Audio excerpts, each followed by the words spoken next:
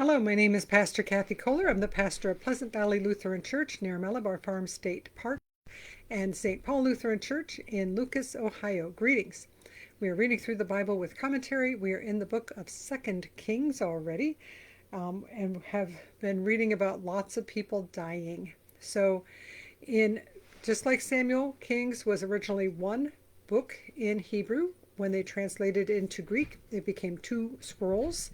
And it tells a story about the northern and southern kingdoms. Israel and Judah is how they generally were referred to as. And so there's all these kings, and then what year were they reigning? Well, in the whatever year of this king started to reign, and whatever year of that king, the other one started to reign. Early on, when they had that split, the guy that originally broke them away, Jeroboam, was not following the Lord. And so all the way through the writers of Kings, which are definitely Deuteronomistic, so people who are pro-Deuteronomy and say this is how you're supposed to follow God, and these kings are not doing it. And so you hear the judgment of the writer, and this king was bad and that king was bad, and especially the kings in the north were not following the Lord. But last session we were hearing about the people in the south not following the Lord very much either, because they had intermarried, because that's how the Middle East is all interconnected.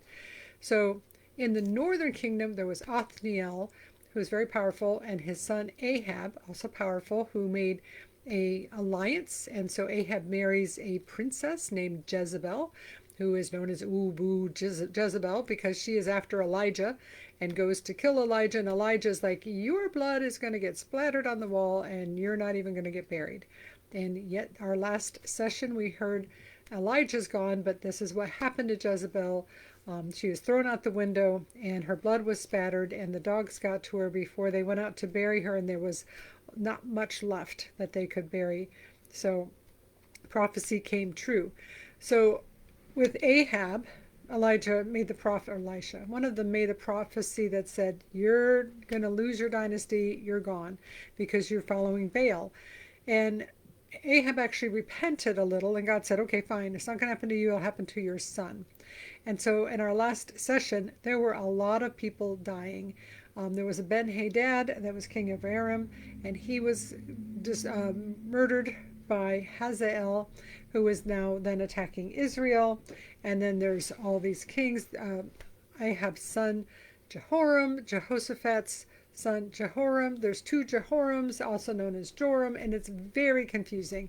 And even though I read it yesterday, it's still pretty confusing. So we're picking up at chapter 10, right after the part where Jezebel is literally as a light. In fact, I'm going to go back into chapter 9, verse 36. When they came back and told him, 35, but when they went to bury Jezebel, they found no more of her than the skull and the feet and the palms of her hands. When they came back and told him, he said, this is the word of the Lord, which he spoke by his servant Elijah the Tishbite. In the territory of Jezreel, the dog shall eat the flesh of Jezebel. The corpse of Jezebel shall be like dung in the field in the territory of Jezreel, so that no one can say, this is Jezebel. So that's where we left off yesterday.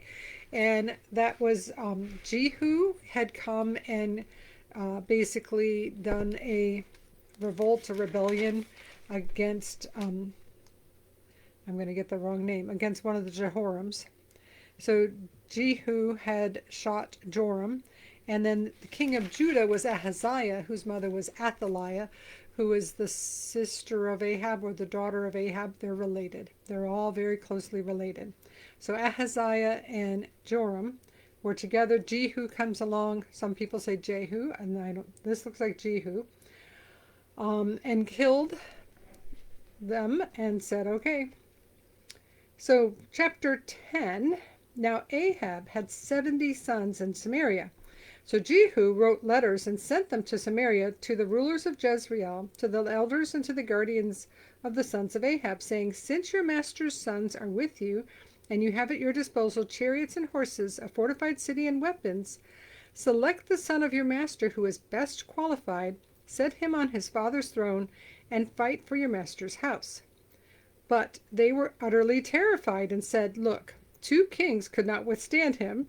How then can we stand?" So Jehu has already come against King Ahaziah and King Jehoram. Whichever one is, I should, like I said, it's very confusing. And Joram, yes. Joram. So Jehu, in our last reading, killed Joram, killed Ahaziah. Ben-Hadad was killed by Hazael. All these people were dying. So now, what about the rest of Ahab's descendants? And so Jehu is saying, pick one, put him on the throne. And the people who take care of the sons say, "Look, 2 kings could not withstand him. How then can we stand?" So the steward of the palace and the governor of the city, along with the elders and the guardians, sent word to Jehu, "We are your servants. We will do anything you say. We will not make anyone king. Do whatever you think is right." Then he wrote them a second letter, saying, "If you are on my side, and if you are ready to obey me, take the heads of your master's sons and come to me at Jezreel tomorrow at this time." Now the king's sons, 70 persons, were with the leaders in the city, who were charged with their upbringing.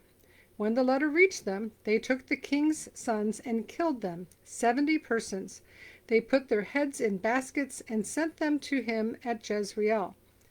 When the messenger came and told him they had brought the heads of the king's sons, he said, "Lay them in 2 heaps at the entrance of the gate until morning." Then in the morning, when he went out, he stood and said to all the people, "You are innocent. It was I who conspired against my master and killed him. But who struck down all these? Know then that there shall fall to the earth nothing of the word of the Lord, which the Lord spoke concerning the house of Ahab. For the Lord has done what he said through his servant Elijah." So Jehu killed all who were left of the house of Ahab in Jezreel, all his leaders, close friends, and priests, until he left him no survivor, which was the prediction that Elijah said, that your entire line will be completely wiped out, no male descendants left. So 70 sons, obviously he had more than one wife, he probably had a lot of political alliances. All of them wiped out, advisors, priests, every single one of them. And partly if you're going to take over, you want to have nobody left who might come along and say, "Well, I should be king." You wipe them all out. But then also because it was the word of the Lord that this is what was going to happen to Ahab because of how evil Ahab had been. Verse 12. Then he set out and went to Samaria. On the way, when he was at Beth-Eked of the shepherds, Jehu met relatives of King Ahaziah of Judah and said, "Who are you?" They answered, "We are kin of Ahaziah. We have come down to visit the royal princes and the sons of the queen mother." He said, "Take them alive." They took them alive and slaughtered them at the pit of Beth-Eked, 42 in all. He spared none of them. When he left there, he met Jehonadab, son of Rechab, coming to meet him. He greeted him and said to him, "Is your heart as true to mine as mine is to yours?" Jehonadab answered, "It is." Jehu said, "If it is, give me your hand." So he gave him his hand. Jehu took him up with him into the chariot. He said, "Come with me and see my zeal for the Lord." So he had him ride in his chariot. When he came to Samaria, he killed all who were left to Ahab in Samaria, until he had wiped them out, according to the word of the Lord that he spoke to Elijah. Verse 18. So Jehu is slaughtering everybody related to Ahab, and he is zealous for the Lord. Then Jehu assembled all the people and said to them, "Ahab offered Baal small service, but Jehu will offer much more. Now therefore summon to me all the prophets of Baal, all his worshippers and all his priests. Let none be missing, for I have a great sacrifice to offer to Baal. Whoever is missing shall not live." But Jehu was acting with cunning in order to destroy the worshippers of Baal. Jehu decreed, "Sanctify a solemn assembly for Baal." So they proclaimed it. Jehu sent word throughout all Israel. All the worshippers of Baal came, so that there was no one left who did not come. They entered the temple of Baal until the temple of Baal was filled from wall to wall. He said to the keeper of the wardrobe, "Bring out the vestments for all the worshippers of Baal." So he brought out the vestments for them. Then Jehu entered the temple of Baal with Jehonadab, son of Rechab. He said to the worshippers of Baal, "Search and see that there is no worshipper of the Lord here among you, but only worshippers of Baal." Then they proceeded to offer sacrifices and burnt offerings. Now Jehu had stationed 80 men outside, saying, "Whoever allows any of those to escape whom I deliver into your hands shall forfeit his life." As soon as he had finished presenting the burnt offering, Jehu said to the guards and to the officers, "Come in and kill them, let no one escape." So they put them to the sword. The guards and the officers threw them out, and then went into the citadel of the temple of Baal. They brought out the pillar that was in the temple of Baal and burned it. Then they demolished the pillar of Baal and destroyed the temple of Baal and made it a latrine to this day. So part of Baal worship includes some kind of pole. It's like a totem pole, maybe. Sometimes it's made out of stone, but since they burned it, this one obviously was made out of wood.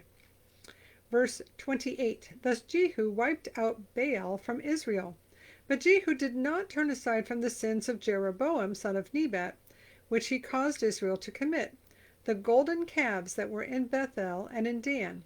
The Lord said to Jehu, "Because you have done well in carrying out what I consider right, and in accordance with all that was in my heart, and have dealt with the house of Ahab, your sons of the 4th generation shall sit on the throne of Israel."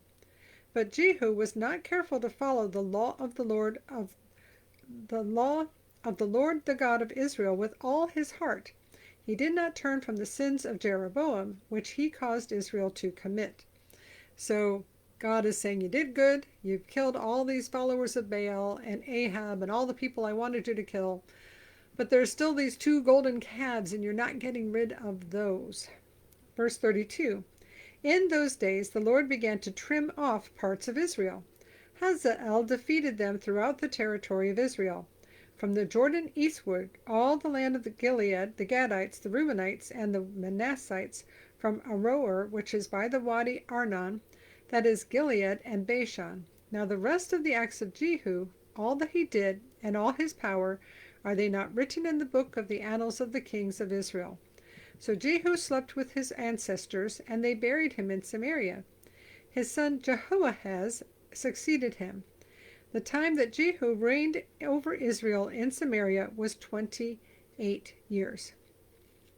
Chapter 11.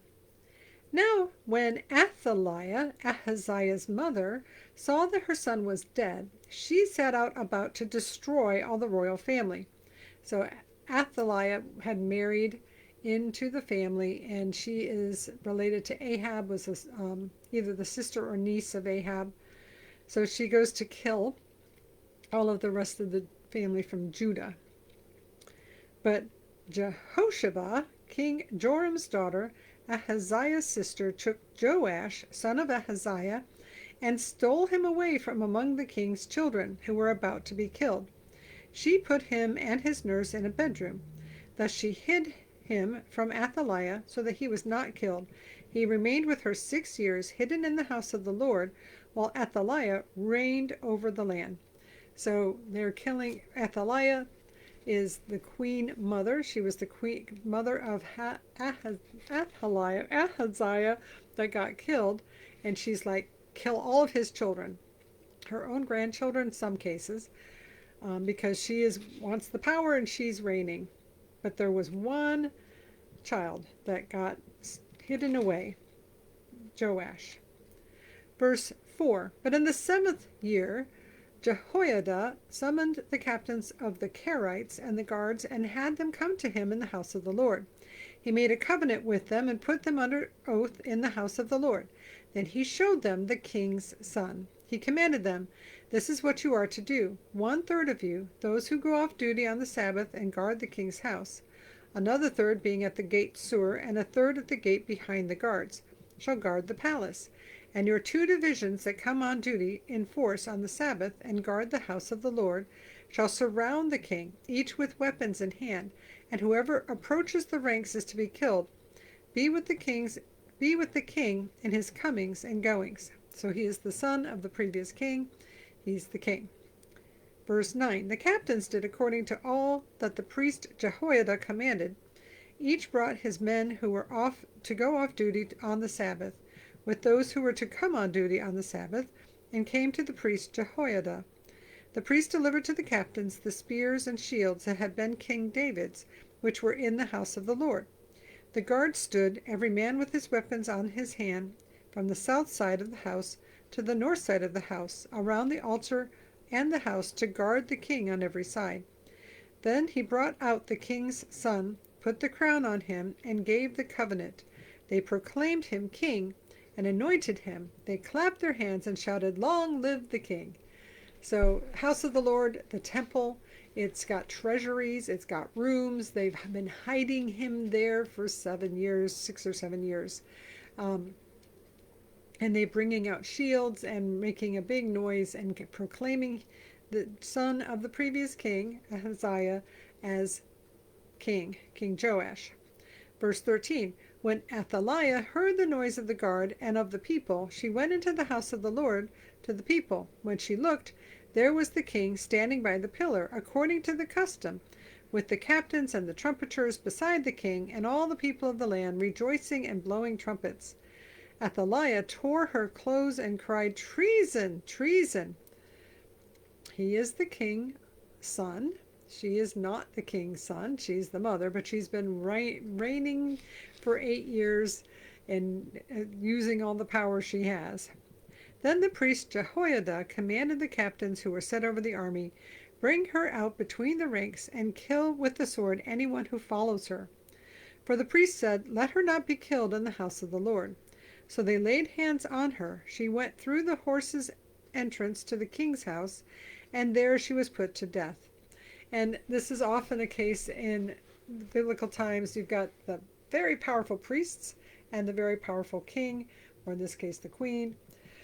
But, excuse me, and there's a little bit of tension there about the priests are saying you need to worship God the right way. And if the king, or in this case the queen, were to support the priests, they would support the king. And even into Roman times with Jesus, there's a certain amount of this still going on. The priests are very powerful, and they are the ones who make or break a king. Verse 17, Jehoiada made a covenant between the Lord and the king and people, that they should be the Lord's people, also between the king and the people. Then all the people of the land went to the house of Baal and tore it down. His altars and his images they broke in pieces, and they killed Mattan, the priest of Baal, before the altars. The priest posted guards over the house of the Lord. He took the captains, the Kerites, the guards, and all the people of the land. Then they brought the king down from the house of the Lord, marching through the gate of the guards to the king's house. He took his seat on the throne of the kings. So all the people of the land rejoiced, and the city was quiet after Athaliah had been killed with the sword at the king's house. Jehoash was 7 years old when he began to reign. So he is obviously, if he's 7, he's going to have a lot of help from some advisors, and you can pretty much guess who the advisors are, the priests. But it's also part of why Joash is one of the kings that the writers, the Deuteronomistic writers, will approve of Joash, because obviously he is going to do things right, and support the priests, support the Lord, support the temple, and do what is right before God, and not have any altars of golden calves. So last session, this session, so many deaths, and it's just, I just, the idea that they're just wiping out people left and right, it's very hard. I don't love that part, and it's no fun to read. That's also probably very realistic, though, that people were just wiped out, because that's how you would maintain power, is wipe out all your enemies. And if you are going to be zealous for God, then you're going to get rid of all the people that are not worshiping God. So for at least a very little moment, there is people following the Lord in both the north and the south, although there's still these golden calves. And how does that apply to us? in modern times, because we don't just go wipe out people, or at least we shouldn't just go wipe out people because they're our enemy. At least I don't think you should. But also the idea of what does it look like to be zealous for the Lord, to have a heart after the Lord, to want to serve God in everything that we do, in every way that, what are the idols that we have that we need to tear down? What are the things in our lives that we are very happy to spend our time and our money and our attention on instead of God? Because, of course, we all have things that are going to distract us, that are potential idols in our lives. So, something to think about. Now may the Lord bless you and keep you. May the Lord make his face shine upon you and be gracious unto you. May the Lord look at you with favor and give you peace. In the name of the Father, and of the Son, and of the Holy Spirit. Amen. Like, subscribe, comment, and we will see you again next time. Thanks for being here. I appreciate that.